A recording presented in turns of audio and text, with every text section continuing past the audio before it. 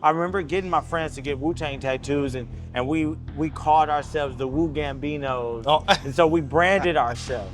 It's probably the most depressed I've ever been after a sale of a company, after having all the money that I can ever think of, after buying the house, the car, the things. I was probably the most depressed because when I met my wife, I had my boomerang house. Okay, yeah. You know what I mean? I had the house and the look and the feel, but I was not successful.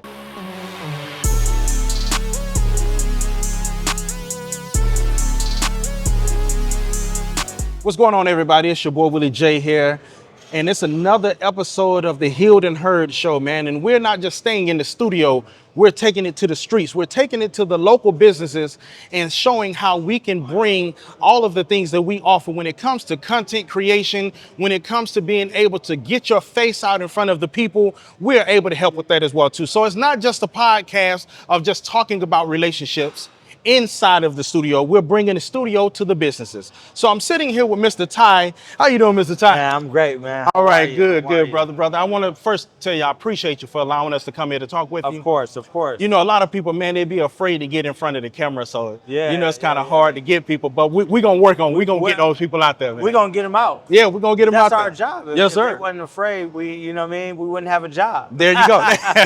So I definitely want to start off by saying this.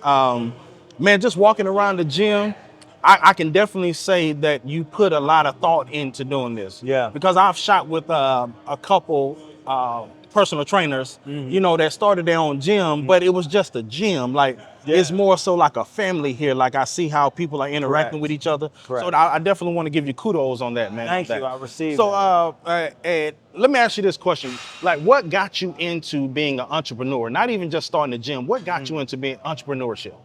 Yeah, so entrepreneurship was one of those things for me. I didn't grow up with the newspaper route. Yeah. I didn't sell the lemonade, you know. I got you. You know how some of those entrepreneurs start off like that. Yeah. That necessarily wasn't me.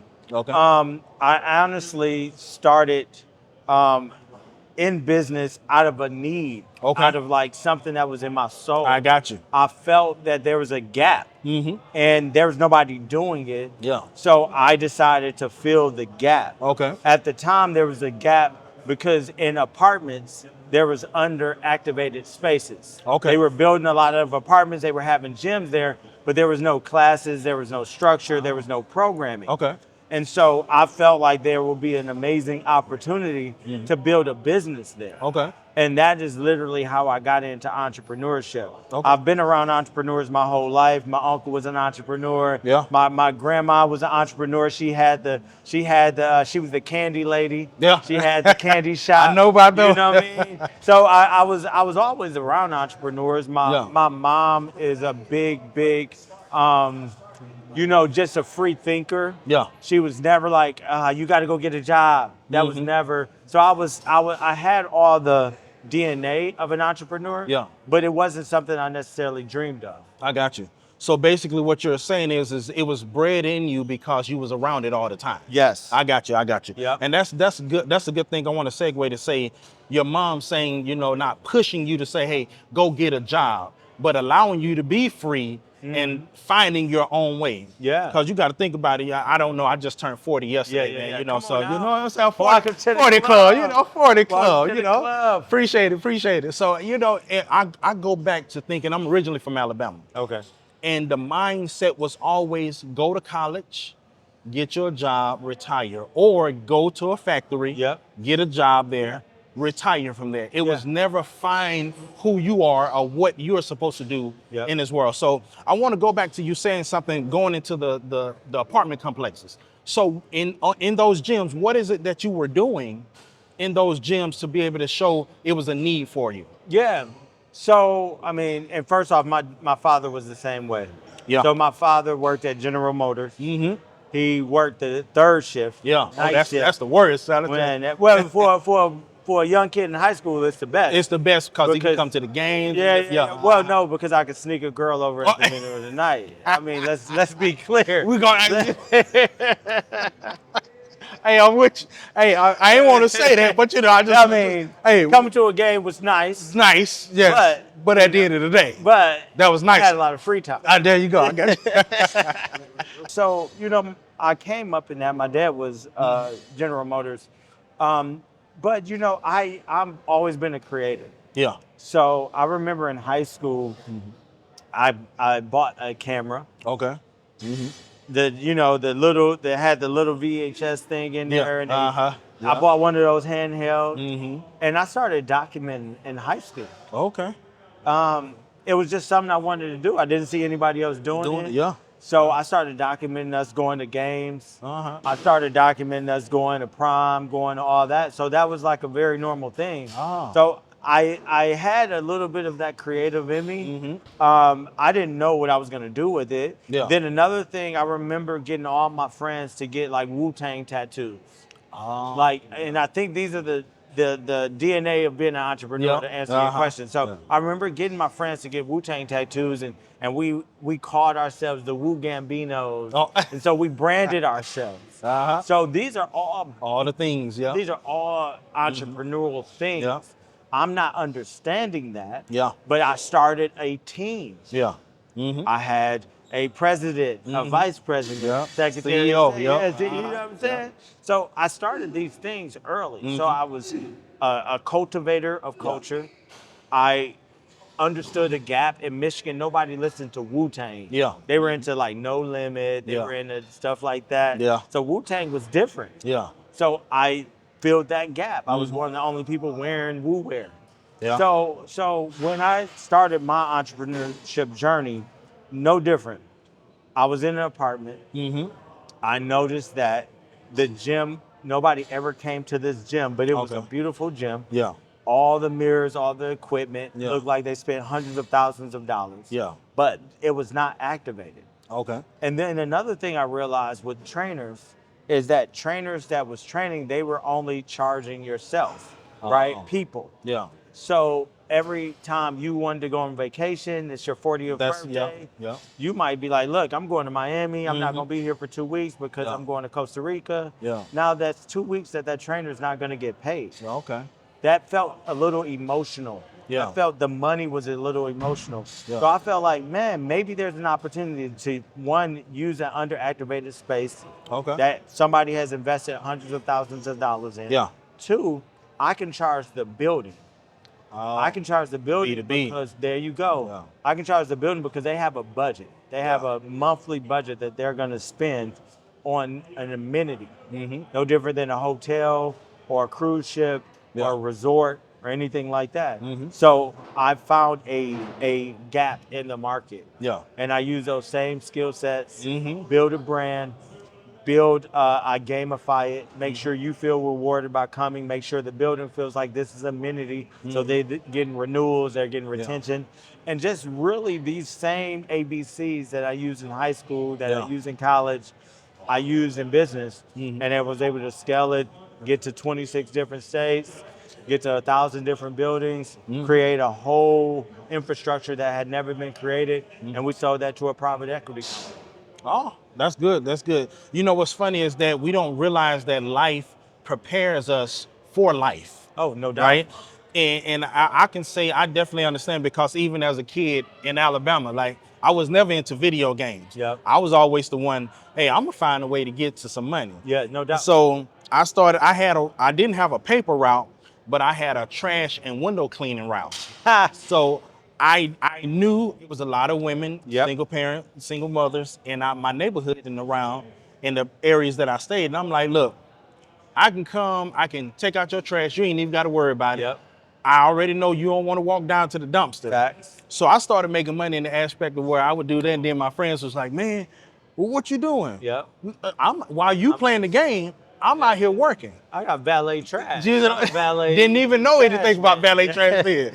So I understand, because I got two friends that we started doing that. So we actually started going, and at the time, we didn't have no road to the side of the road. You had to go all the way to the trash compactor and drop it off, drive. So I'm like, hey, we get workouts, we get money for it as well too. So I learned that how to talk to people, right?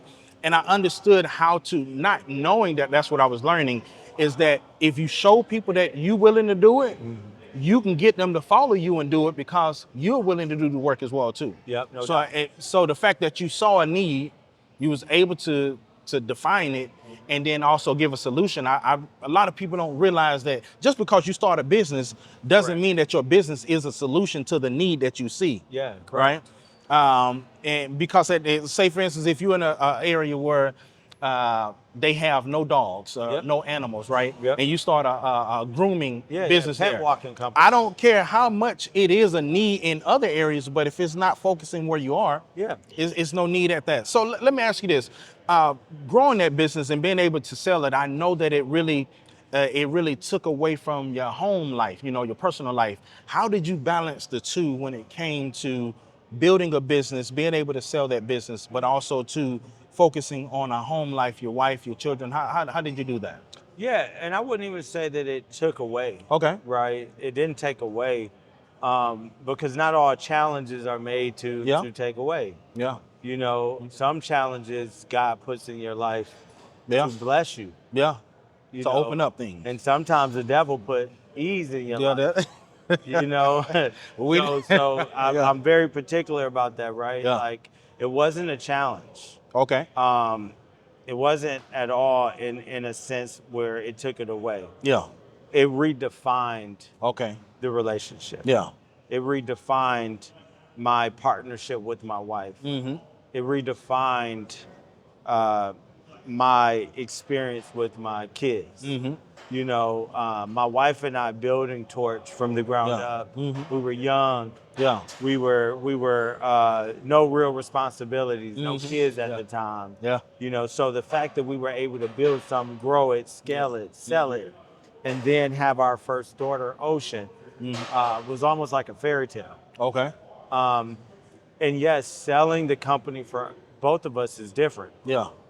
Always knew and had intentions on scaling it and selling. Okay. But my wife, it was her baby. Yeah. And it's so it's like a kid. Yeah. I always knew my daughter's gonna go off to college. Yep. Maybe they go to Howard, maybe they go to UGA, maybe they go to Spelman. Yeah. But always I'm prepared for them to leave. Mm-hmm. And I'm preparing already, and they're 4 and 8. Yeah. But my wife, she might not be that's a baby. just for them to leave. And so the business, yes, was tough in a sense of when I was prepared for the baby to leave, my wife wasn't quite there. Mm-hmm. But it also helped me look at my wife a little bit different. Yeah. Understand her, how she saw the business. Mm-hmm. How she saw success. Yeah. I'm thinking, woo, we good. We good. We good. We good. And to her, she was like, I love the stability. Mm-hmm.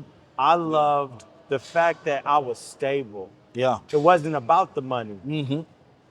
We had way more money, but we necessarily, in her mind, wasn't stable because it wasn't predictable. Yeah. Yeah. We just got a large sum of cash. Yeah. I don't need no predictability if I got. I can find something to do. I can find something to do after this. Find something to do. You don't have to give me nothing to do. Yeah. My wife, on the other hand, that was not. Okay. It became unpredictable. Okay. And that to her was not a comfortable feeling. Okay. That's not bad. That's just, I learned that. Yeah. And so that was challenging. Yeah. And it took us at least 4 years. Yeah. After the sale and after making all that money. Mm-hmm. And we were both, I know I can only speak for myself, learning that was probably the most depressed I've ever been after a sale of a company, after having all the money that I can ever think of, after buying the house, the car, the things. Yeah. I was probably the most depressed because it was a new reality. Mm-hmm. It was a new marriage, it was a new wife, it was a new family, it was a new dynamic, how I was seen. All these things was new, but I thought that challenge was the best thing for me. Yeah. And I was glad that I had it. Okay. And you know what? I want to piggyback off something that you said, after making all of the money, because you hear these days, pretty sure you don't heard people talk about, women say they need a man to make six figures, and I need a man already there financially. I want twofold question. When you met your wife, were you already financially set in a place, or was that something that you all built together? Absolutely not. Okay. Absolutely not. I had the perception of success. I had a nice spot. Yeah. I had, the 2-level. Yeah. All the good things. Always call it, when I met my wife, I had my boomerang house. Okay. Yeah. You know what I mean? Yeah. I had the house and the look and the feel, but I was not successful. Yeah. Financially, some would say I was, but I wasn't. Yeah. I was, and it wasn't about. It was just the organization. My wife brought structure and organization to my life and to my world. Yeah. And I needed her. She 10 times X my money. Yeah.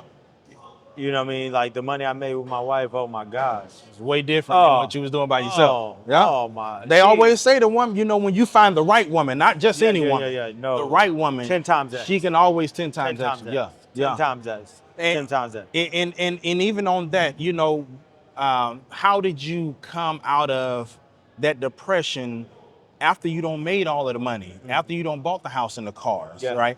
How did you find a way back to peace, from that place? God. Yeah. We all have our journey. Yeah. And sometimes you need your ego. Yeah. Sometimes you need your ego to get you to a financial goal. Yeah. You need a certain confidence. You need a certain blind faith. You need a certain tunnel vision. Yeah. And so on my journey, I had to be very tunnel vision to get there. Yeah. But during that journey, I lost myself. I lost my why because it wasn't the money. Yeah. So when I received the money, I kept chasing whys. And when you have money and you're a man, those whys become cars. Yeah. Yeah. Those whys become like you go on every vacation you can think of. You buy all the finest things. You get the watch, you get the jewelry, you get all these things. Yeah. And in my mind, I bought the house next to this and did this. I did all the things. Yeah. And none of that filled me. It's actually why I built the union. Okay. The reason why I started my next company is because I was not fulfilled in the actual company I built. Okay. And I hit my goal financially, but I didn't hit my goal with fulfilling me. Yeah. And so that's why I started my new company. No, I'll say this, that's very touching in the aspect because a lot of men don't understand that, like they said, more money, more problems. Right?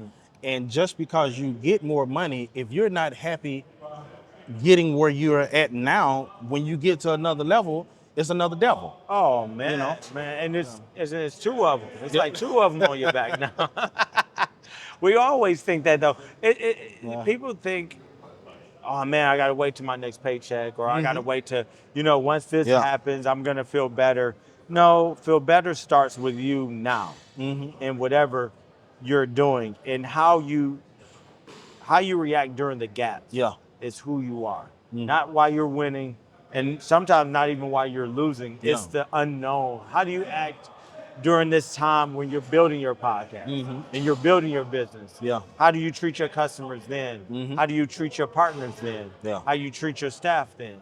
How do you treat your people around you then? Yeah. That really is what defines you. I'll say this. I've worked with Verizon. I was a store manager and, regional manager of another company. And I realized that when you treat people good and show them that they're not a number, you don't have to ask them to work hard for you. They want to do it, just because they know that you care outside of just a number and reading metrics or anything like that. Yes. So let me ask you this question.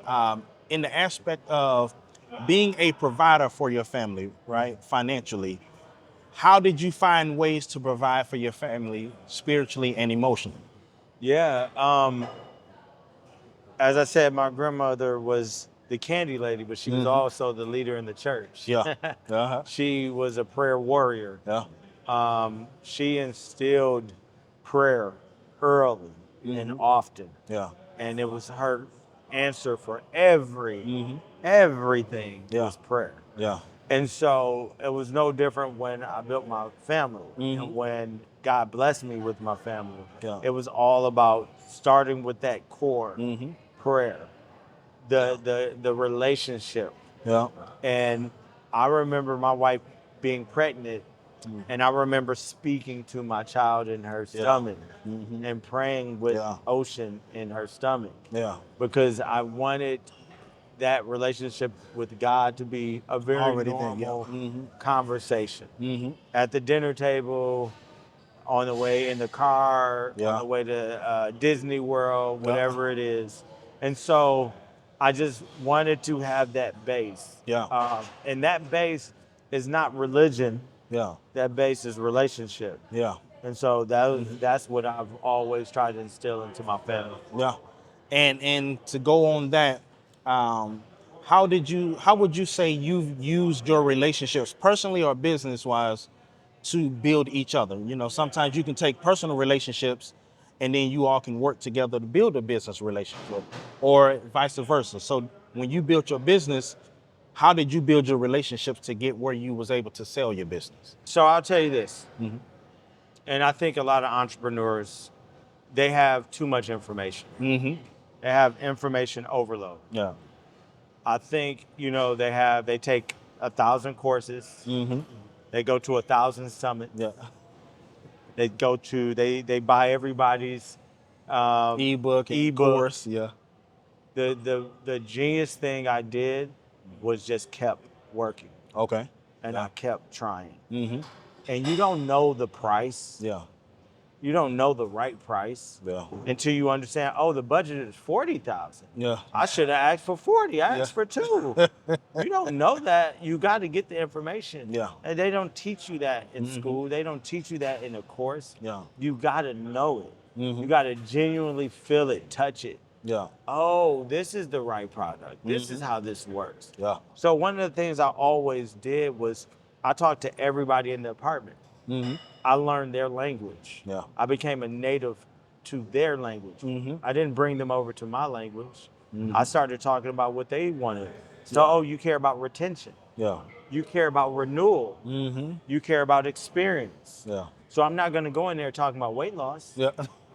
That's not, even though I'm bringing wellness. Yep. Yeah. You could tell me these are Sony's, these are F whatever, red. Oh, but when you tell me you're going to get 100 new members by storytelling. Yeah. Oh, okay. I get it now. Yeah. You could save all the technical stuff for you and your producer and your director. That doesn't matter to your customer. And so how did I scale and how did I grow? I kept listening to the customer. Yeah. I kept having conversations with my customer. I kept rethinking my avatar. What do they want to hear? What do they need to hear?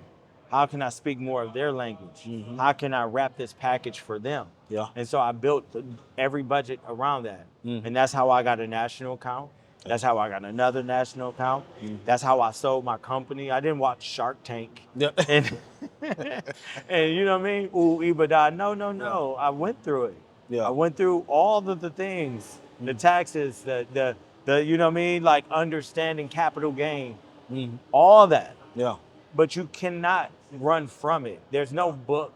There's no course. There's nothing. You have to run towards it and you have to eat it and grow and lose and fail. Yeah. But if you're willing to do that, winning is easy. Yeah. Every L is. I feel like no L is a loss. Every L is a lesson. Yep. You learn how to not do that again. You know. So let me ask you this question: what would be 2 or 3 things that you would give to an entrepreneur that's trying to start a business now? Like, what would two or 3 things that you would guide them on and say, hey, make sure that you are focusing on these things that helps you pay attention to other things? Yeah, honestly, I would make it harder for them. Okay. I think things are so easy. Yeah. I would make it a little bit more challenging. So for entrepreneurs that come into our system at the union, we have an incubator system. Okay. And we have what you would call like almost a program for entrepreneurs. And our program is not made to make it easier for them. Yeah. Our program is to challenge them, to help them get to their goal. Step outside of the box. Yes. Yeah. The easier I make it for some entrepreneurs, the more advice and that you know, we want to give them the answers to the test. We don't want you to come over here and try to figure out how to program. We can help you with that. Yeah. But we definitely want to challenge you a little bit so you can get the skin that you need in order to have the resilience that you need to build a business and to build a profitable business. So that's the goal. So if I was to give entrepreneurs or a business owner or a self-starter, because they're all different, any advice, I would say run towards the challenging thing. Yeah. Try to find the blue ocean, find the gap in the market. Simplify and repeat. Okay. Once you find something, simplify and repeat. Yeah. You don't have to make this new sound. Yeah. Once you find it, simplify and repeat the message. Perfect something. Yeah. Find your avatar and perfect it. Okay. Those are the things I would tell a young entrepreneur. So let me ask you this. I know that you said that if they come to the union that you have an incubator. Yes. If someone don't want to, necessarily come into the union itself, are they able to still be a part of that or like have a fee, or is it a... Oh, yeah. We have a whole coaching program. Okay. We have a coaching program for entrepreneurs all over. We have entrepreneurs that's in Germany, in New Zealand. Yeah. The union is exactly a union. Yeah. And the reason why we have that wolf, that logo, it's a pack. Okay. And the wolf, if you know wolves, the leaders lead from the back. Yeah.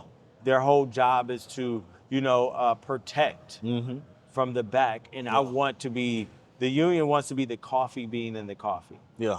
Like, we don't need to be Starbucks. We don't need to be the brand. We want to be the beans that make the coffee. Yeah. And so we have entrepreneurs that's not here, that's wherever, and we want to give them advice. We want to help them out. We want to help them find whatever business model they're looking for and pour into it. Okay. Yep. Well, listen, I'm not going to take too much more of your time. I do want to, again, appreciate you for allowing us to come in and talk with you. I can see what you're creating here. I can, like I said, I can tell it's like a family almost. Yeah. But also, too, you all are pushing, not even in just the gym itself, but as you stated, you're pushing people, and I see that a union of people, when you all have like-minded and you're trying to get to a certain goal, me doing what I need to do may push you to do what you need to do. Facts. Just by me doing. That goes back to the leader. I may be the leader from behind, but I'm still the leader. So I want to thank you again for allowing us to come in here, brother. My God, I appreciate it. Thank you, man. And once again, I want to let y'all know it's your boy, Willie J. I'm here at the union. I'm with Ty, and we're tuned into another Healed and Heard show. And I tell y'all better stay tuned, because your boy I'm about to take it global, and I'm going to be following his lead so I can go ahead and do it. I'm going to get some information from Ty over here so we can do that. But peace, we love y'all. Thank y'all for tuning in. Appreciate y'all. Well.